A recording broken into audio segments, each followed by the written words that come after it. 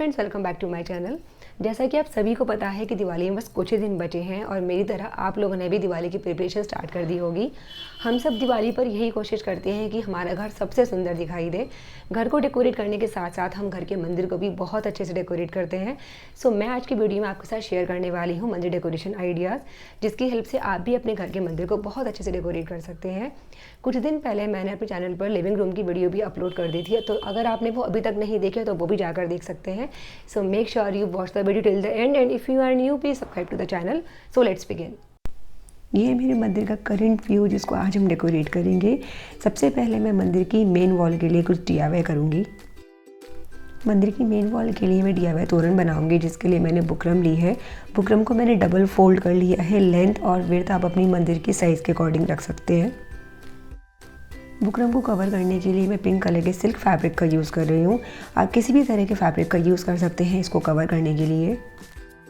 Fabric को हम थोड़ा एक्स्ट्रा कट करेंगे फोल्ड करने के लिए। ग्लू गन की हेल्प से मैं इसको बुकरम के ऊपर पेस्ट कर दूँगी। फैब्रिक पेस्ट हो गया है, अब हम इसको डेकोरेट करेंगे। फैब्रिक की आउटिंग के लिए मैं गोल्डन गोटा पट्टी का बॉर्डर ले रही हूँ। आप किसी भी तरह के बॉर्डर का यूज़ कर सकते हैं। इसको मैं ग्लू गन की हेल्प से फैब्रिक के ऊपर पेस्ट कर दूँगी। बॉर्डर पेस्ट हो गया है। अब मैं इसको डेकोरेट करने के लिए कुछ पिंक और वाइट बड़े साइज़ के फ्लावर ले रही हूँ, जिसको ग्लू गन की हेल्प से मैं फैब्रिक के ऊपर पेस्ट करूँगी। सभी बड़े फ्लावर्स को मैंने पेस्ट कर दिया है। अब खाली स्पेस कवर करने के लिए मैं कुछ छोटे पिंक और वाइट फ्लावर और पेप्स के बंच को फैब्रिक के ऊपर पेस्ट करूँगी। और ये हमारे तोरण के ऊपर का बेस रेडी हो गया है। मैंने खाली स्पेस में सभी छोटे फ्लावर्स और पेप्स को पेस्ट कर दिया है। अब हम इसके नीचे की हैंगिंग्स बनाएंगे, जिसके लिए मैं ये गजरा गार्डन ले रही हूँ। ये आपको मार्केट में इजीली अवेलेबल हो जाएंगी। इनके साथ ही मैं कुछ लोटस डेकोर पीसेस ले रही हूँ, जिनको मैं हैंगिंग के नीचे हैंग करूँगी। सभी गार्डन्स के नीचे मैंने लोटस को हैंग कर लिया है। अब लोटस के नीचे हैंग करने के लिए मैं कुछ वाइट बॉइल्ड टेजल्स ले रही हूँ। ये आपको हैंडीक्राफ्ट की शॉप पर मिल जाएंगी। इनको मैं सभी लोटस के नीचे हैंग कर दूँगी। मैंने सभी गार्डन्स के नीचे लोटस को हैंग कर लिया है। टोटल मैंने 6 गार्डन को यहाँ पर रेडी किया है। तोरण के एक साइड में 3 गार्डन्स को यूज़ करूँगी। हैंगिंग्स की लेंथ एक्सटेंड करने के लिए मैं 2 गार्डन को एक साथ बांध कर यूज़ कर रही हूँ। अब जहाँ मुझे हैंगिंग्स को हैंग करना है, मैंने वहाँ पर मार्कर से मार्क कर लिया है। उसके बाद मैं निडल की हेल्प से इनको तोरण की बैक साइड में हैंग कर दूँगी। मैंने सभी गार्लैंड को तोरण के बैक साइड में स्टिच कर दिया है। सेंटर के लिए मैंने 4 गार्लैंड को यूज़ किया है, जिनके अलग अलग साइज़ को मैंने स्टिच कर दिया है। अब मैं इसको अपने मंदिर की मेन वॉल पर हैंग करूँगी।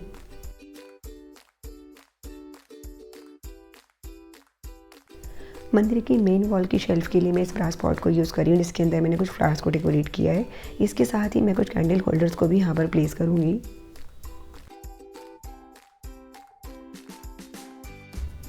और हमारे मंदिर की मेन वॉल डेकोरेट हो गई है। मेन वॉल के बाद अब हम मंदिर की शेल्फ को डेकोरेट करेंगे। सबसे पहले मैं शेल्फ को क्लीन करूँगी। उसके बाद मैं पिंक सिल्क फैब्रिक ले रही हूँ शेल्फ को कवर करने के लिए, जिसके ऊपर मैंने गोल्डन बॉर्डर को स्टिच कर लिया था।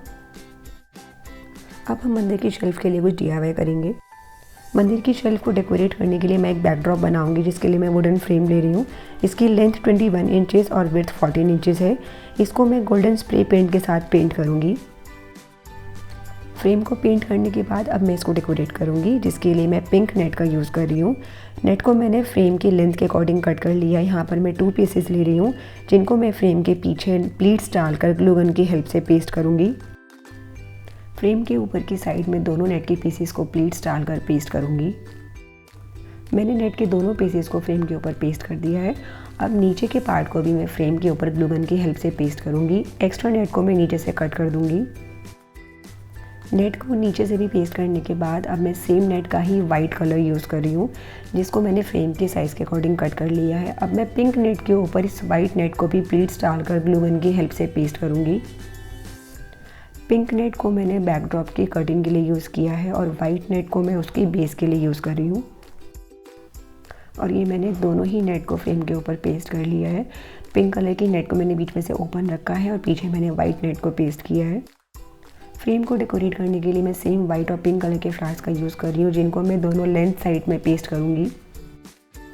फ्रेम के दोनों साइड्स फ्लावर को मैंने पेस्ट कर दिया है।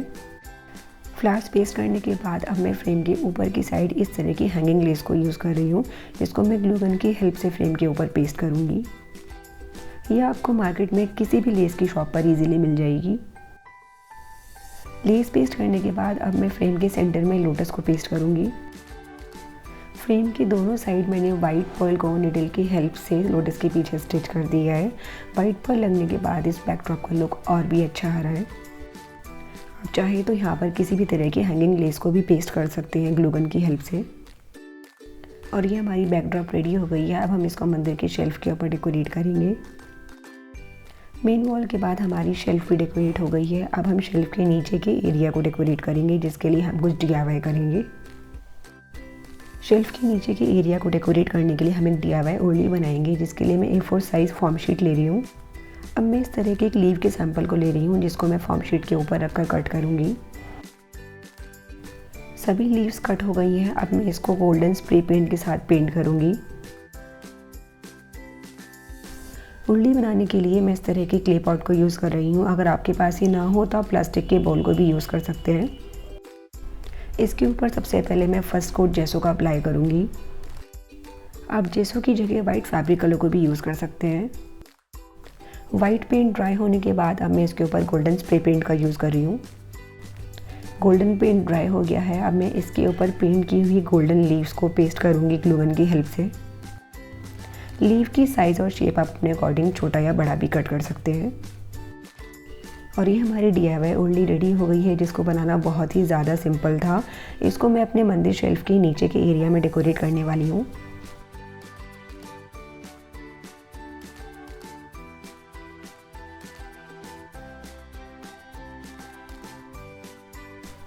इस तरह के आर्टिफिशियल गार्डन के साथ मैं ओढ़नी को डेकोरेट कर रही हूँ। ये DIY रंगोली को भी मैं गार्डन के साथ यूज़ करूँगी, जिसकी वीडियो आपको मेरे चैनल पर मिल जाएगी। और ये हमारे मंदिर के नीचे का एरिया भी डेकोरेट हो गया है। नेक्स्ट DIY में हम पूजा थाली डेकोरेट करेंगे, जिसके लिए मैं एक प्लेट का यूज़ कर रही हूँ। थाली को डेकोरेट करने के लिए मैंने सेम सिल्क फैब्रिक का यूज़ किया है, जिसको मैंने थाली के साइज़ से थोड़ा एक्स्ट्रा कट किया है। ग्लू गन की हेल्प से मैं इसको पेस्ट करूँगी। फैब्रिक पेस्ट करने के बाद अब मैं इसको कुछ फैंसी बॉर्डर के साथ डेकोरेट करूँगी। मार्केट में अलग अलग तरह के फैंसी बॉर्डर आपको अवेलेबल हो जाएंगे, तो आप अपनी चॉइस के अकॉर्डिंग किसी भी तरह के फैंसी बॉर्डर का यूज़ कर सकते हैं इसको पेस्ट करने के लिए। गोल्डन किरण पेस्ट करने के बाद अब मैं इस तरह के गोटा पट्टी के बॉर्डर को पेस्ट कर रही हूँ। दोनों बॉर्डर के बीच के एरिया को कवर करने के लिए मैं इस तरह की गोटा पट्टी मल्टी कलर लेस ले रही हूँ, जिसको मैं ग्लू गन की हेल्प से पेस्ट करूँगी। सभी बॉर्डर पेस्ट करने के बाद अब मैं थाली को बीच में से डेकोरेट करूँगी, जिसके लिए मैं ये गोटा पट्टी पैचेस और गोटा पट्टी रिंग ले रही हूँ। इनको मैं थाली के सेंटर में पेस्ट करूँगी।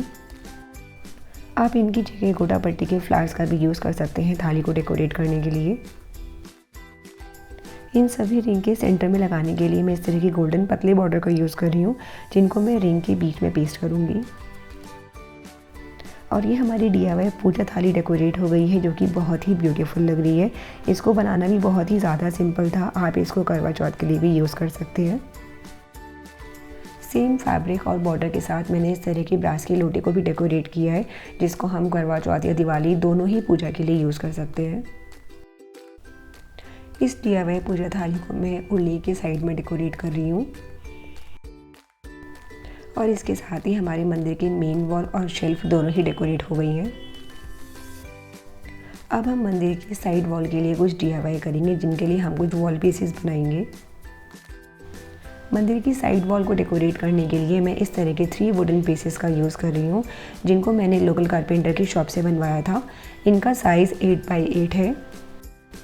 सबसे पहले इन फ्रेम्स के अंदर मैं जेसो का फर्स्ट कोट अप्लाई करूँगी। आप चाहें तो वाइट फैब्रिक कलर का भी यूज़ कर सकते हैं। जेसो अप्लाई करने के बाद अब मैं एक्रेलिक कलर का पिंक कलर यूज़ कर रही हूँ, जिसको मैं फ्रेम के अंदर फिल करूँगी।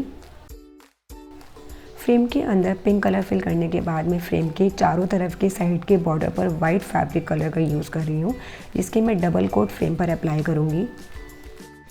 फ्रेम पर पैटर्न देने के लिए मैं इस तरह की स्टेंसिल का यूज़ कर रही हूँ। ये आपको किसी भी स्टेशनरी शॉप पर इजीली मिल जाएगी। स्टेंसिल के अंदर मैं वाइट फैब्रिक कलर को फिल कर रही हूँ और ये कुछ इस तरह का पैटर्न हमारे फ्रेम के बीच में आ जाएगा। पेंट ड्राई होने के बाद अब हम इसको कुछ डिफरेंट साइज़ के मिरर से डेकोरेट करेंगे। आप चाहे तो मिरर के साथ स्टोन्स को भी यूज़ कर सकते हैं डेकोरेट करने के लिए।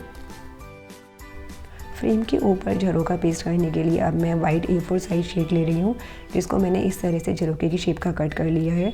शीट को हमें डबल फोल्ड करना है और इस तरह के पैटर्न को ड्रॉ करके कट करना है। इसी तरह से ही मैं 3 पीसेस को रेडी कर लूँगी। मैंने इसी तरह के ये तीनों पीसेस को रेडी कर लिया है। अब इनको पेंट करने के लिए मैं गोल्डन स्प्रे पेंट का यूज़ कर रही हूँ। गोल्डन पेंट करने के बाद ये कुछ इस तरह से दिखाई देंगे। इनको मैं ग्लू गन की हेल्प से फ्रेम के चारों तरफ पेस्ट कर दूंगी। और ये हमारे ट्रेडिशनल वॉल पीसेस रेडी हो गए हैं। इन तीनों पीसेस को मैं मंदिर की साइड वॉल पर LED कैंडल के साथ डेकोरेट करूंगी। वॉल पीसेस हैंग करने के बाद हमारे मंदिर के अंदर का पूरा एरिया डेकोरेट हो गया है। अब हम मंदिर के एंट्रेंस के लिए DIY करेंगे। मंदिर के एंट्रेंस डेकोरेशन के लिए मैं DIY हैंगिंग बनाऊंगी, जिसके लिए मैं इस तरह के सिल्क फैब्रिक का यूज़ कर रही हूँ। ये नेट फैब्रिक आपको किसी भी फैब्रिक शॉप पर इजीली मिल जाएगा। फैब्रिक को फोल्ड करने के बाद मैं कुछ इस तरह के सर्कल को कट कर रही हूँ। इन सर्कल को मैं बीच में से हाफ फोल्ड करके कट करूँगी। सभी सेमी सर्कल्स को कट करने के बाद अब मैं इस तरह की पतली घोटी का यूज़ कर रही हूँ। इन सर्कल को मैं इस घोटी के ऊपर पेस्ट करूँगी। सर्कल पेस्ट करने के बाद ग्लू गन की हेल्प से हमें इन्हें कोन की तरह से पेस्ट करना है। इसी तरह से ही मैंने टोटल 7 हैंगिंग्स को बनाकर रेडी कर लिया है।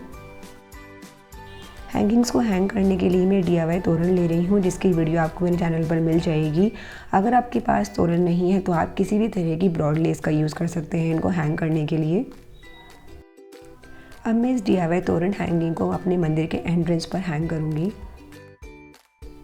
और ये हमारी DIY तोरण हैंगिंग रेडी हो गई है, जो कि हैंग होने के बाद बहुत ही ज़्यादा ब्यूटीफुल लग रही है। मंदिर की एंट्री डेकोरेशन के लिए मैं इस तरह के सैनिटरी पाइप का यूज़ कर रही हूँ। मटकी को मैंने गोल्डन स्प्रे पेंट से पेंट कर दिया था, जिसको हम मंदिर के एंट्रेंस में रखेंगे। अब मैं कुछ आर्टिफिशियल गार्डन ले रही हूँ, जिसकी हेल्प से मैं बाहर के एरिया को डेकोरेट करूँगी। अब मैं कुछ DIY फॉर्म शीट रंगोली के साथ इसको डेकोरेट करूँगी। इसकी वीडियो भी आपको मेरे चैनल पर मिल जाएगी। और इसके साथ ही हमारे मंदिर के बाहर का एरिया भी डेकोरेट हो गया है।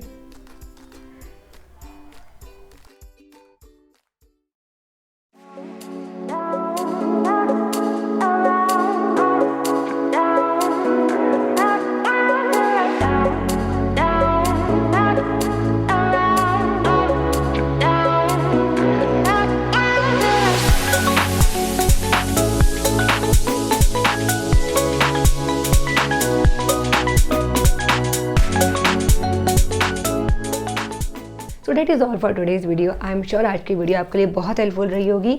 इस वीडियो से आपको काफ़ी आइडियाज़ मिले होंगे अपने मंदिर को डेकोरेट करने के लिए। अगर आप इनमें से कोई भी DIY ट्राई करते हैं तो मुझे इंस्टाग्राम पर टैग करना मत भूलिएगा। Thanks for watching, see you in the next one.